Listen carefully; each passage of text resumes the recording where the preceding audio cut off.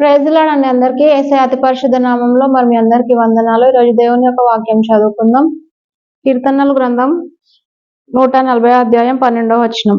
బాధింపబడు వారి పక్షమున యెహోవా వాద్యమాడుననియు దరిద్రులకు ఆయన న్యాయం తీర్చుననియు నేను ఎరుగుదును. హల్లెలూయా.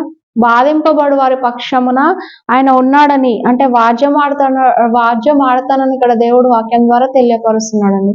పౌలు శీల చెరసాలలో వేయబడినప్పుడు మరి వాళ్ళని దేవుడు అదే విధంగా విడిచిపెట్టకుండా మంచి కార్యములు చేసి మరి వాళ్ళు ఆ యొక్క చెరసాలలో ఉన్నప్పుడు వాళ్ళని దేవుడు విడిపించి ఉన్నాడు. ఈరోజు మనం కూడా ఎన్నో మంచి పనులు చేస్తూ ఉంటాం, కానీ బంధింపబడుతూ ఉంటాం, నిరాశకు లోనవుతూ ఉంటాం. మన చుట్టూ ఉన్న పరిస్థితులన్నీ కూడా మనల్ని బంధించినట్లుగా ఉంచుతాయి. సో మనం బయటికి రాలేక మనము లోపల కృమిలిపోతూ ఉంటాం అన్నమాట.